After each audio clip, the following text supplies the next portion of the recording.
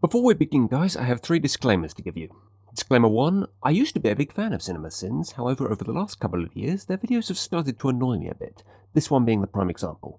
I don't dislike them though, I'm basically indifferent to them now. Disclaimer 2, I'm aware there are at least 2 other channels on YouTube doing this kind of thing, and I'll link to them at the end of the video. This is not an attempt to copy them, and for that reason I'll be doing my best not to copy their style. Although since this idea is based on copying Cinema Sins style, that might be unavoidable. Disclaimer 3, I'm aware of the irony of me doing this, since I've made so many Sins videos in the past, I actually have a playlist of them. I don't actually plan to do any more of these, it's just this one annoyed me so much that I felt I had to say something. Okay, let's get started. How about a ride, mister? Sure, but who the f*** are you? Because Jennifer Parker turned into Elizabeth Shue. You're acting like you haven't seen me in a week. How about ever? Literally the first 3 Sins are just variations of the same point about the character of Jennifer having been recast. Because apparently recasting a side character that wasn't particularly important to the plot of the first movie is a sin. Now, what happens to us in the future? What, do we become assholes or something? Since this is a reshoot of the first movie's ending, filmmakers decide they need Doc to react to this famous quote. Indicate, damn it! Okay, I'm not 100% certain what the sin really is here. Is it just the fact that Doc's reaction to Marty's question is different in this movie? Because I actually thought that was a pretty funny addition. The fact that Doc actually has to think about if they become assholes in the future adds an extra layer of subtle comedy that wasn't there before. Also, is this really a famous quote?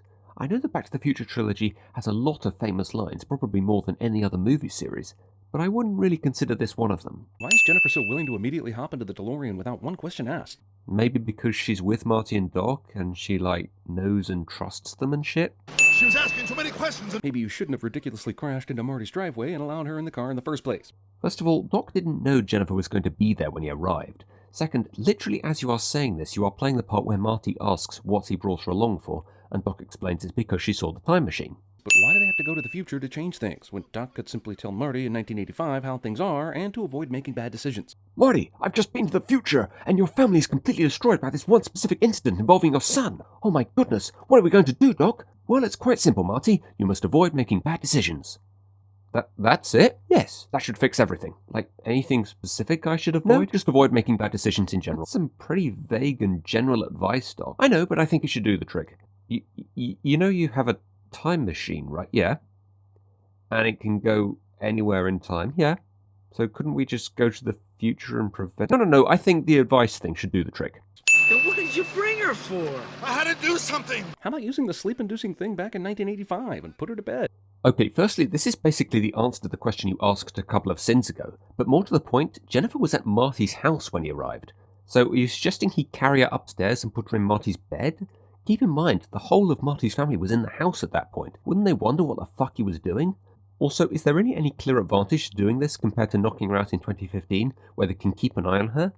I know this creates a problem later on when the police find her, but that's more because Doc made the mistake of leaving her alone in the alleyway. Hey, what about Jennifer? We're not just gonna leave her here. Actually you are, and it turns out exactly as such a bad idea should turn out. You're not wrong in what you're saying here, I just don't understand how that's a sin. How did Pussy Biff from 1985 ever get around to procreating? The guy was in his late 40s, definitely with no kids. How the fuck do you know Biff doesn't have kids in 1985? Remember when Gremlins 2 came out? It was basically a parody of the first Gremlins? Why did they do that with Back to the Future? Yes, of course. Gremlins 2 is the only movie that's ever allowed to do the self-parody shit that you literally see in tons of things, and can actually be pretty clever at times. Let's do everything we did in the first Back to the Future, only 2015 style, with 1989 knowledge. Again, you're not wrong, but I don't see how that's a sin. This is especially odd since literally the next thing you do is take a sin off for the hoverboard.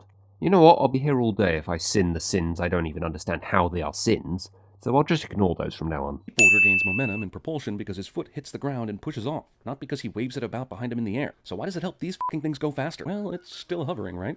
Why does it still have power to hover but not move? This is fictional technology, Jeremy. It can work however the fuck you want it to. I know Griff is supposed to be not too bright, but this is the third time Marty has fooled him by simply ducking in the last 5 minutes. I refer you to the first thing you said there, Jeremy. Cubs win World Series. This is an intriguing thing that, as of this video's production, can still happen. This isn't a sin, but I'd like to point out that while this didn't happen in 2015, it did happen just 1 year later, so I'd say that's still worthy of a few sins removed. And yes, I am aware that this video is from 2015, so there's no way Jeremy could have known that at the time. Hence why I said this wasn't a sin.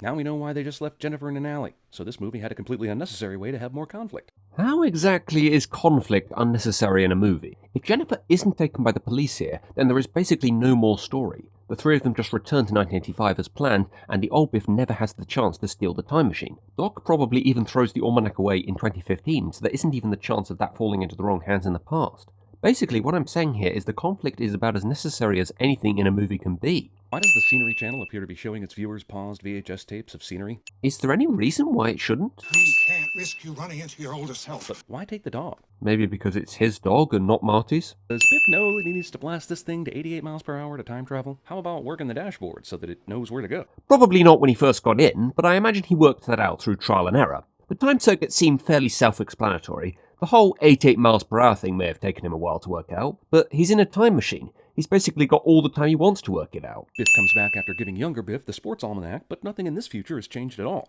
It should be the nightmarish Biff future right now. Okay, to be fair, this is something I thought as well when I first saw this movie. But I believe Bob Gale did give an explanation for this once about how they made sure Biff didn't drive back in 2015 until after Marty and Doc left the McFly's house. So it's possible someone else lives there now. In other words, a ripple effect has taken place on 2015 after they left the house. Marty and Doc just don't notice until they arrive back in 1985. As we see, Biff went back to November 12th, 1955.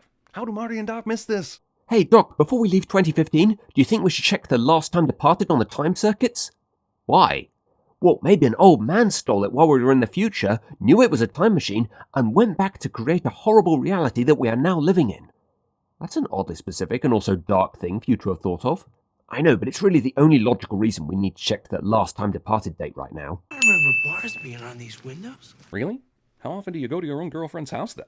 Bars on windows is something that should be black and white, not fuzzy and vague. I'm pretty sure it is black and white, Jeremy, since he just said he didn't remember them being there. Are you suggesting he should have said something more substantial, like, I'm certain there weren't bars on these windows before? Because to me, saying, I don't remember there being bars on these windows kind of implies that. It's just a more subtle, less telegraphed hint to the audience that something is up. Despite a massive worldwide change due to Biff's gambling success way back in 1958, Michael Jackson still somehow made Thriller and Off the Wall exactly as he did in the normal timeline. Clearly Biff's success had a massive effect on Hill Valley. However, it's never really made clear what effect it had worldwide, or even if it had any effect at all. So I don't see any reason to assume Michael Jackson wouldn't have had a similar music career. The school burnt down 6 years ago. And they didn't build another one? No. Again, another subtle way of establishing the kind of horrible reality this is. It's a place where schools are burnt down and they're not considered important enough to rebuild. These assholes hate their principal so much that they're still angry enough to try and kill him in a drive-by 6 years after they've been required by anyone to even attend school. That is a serious grudge. I don't think that's the reason they're doing this. I think they are just being, as you say, arseholes. It's at this point that Marty should already be zooming on over to Doc Brown's place to stop him from tearing the time machine apart. Because clearly enabling himself and therefore the audience to find out what the fuck's going on here and maybe working out what they can do to fix it isn't important at all. But I guess you're suggesting he should stop Doc from destroying the time machine now and find things out later, since they won't be able to fix things without a time machine. Well, keep in mind, Marty probably has just forgotten Doc said he was going to destroy the time machine. Plus, is he likely to be thinking rationally at a time like this? Marty doesn't believe his mother, so he needs to physically see his father's tombstone for proof. I'm pretty sure he did believe her, he just wanted to see his father's tombstone. I mean, wouldn't you if you just found out your father had been dead for 12 years? Doc even says, When I learned about your father, I figured you'd come here. which you play in the very next scene. I honestly do wonder how you miss these things sometimes. Right here that Biff made his first million betting on a horse race in 1958. The Sports Almanac has winners from minor horse races in 1958. Firstly, where does the doc say it was a minor horse race? In the clip you played, he just said... Betting on a horse race. Second, it says right on the cover that it covers the years 1950 to 2000. Correct me if I'm wrong, but I'm pretty sure that includes 1958. Nixon to seek fifth term?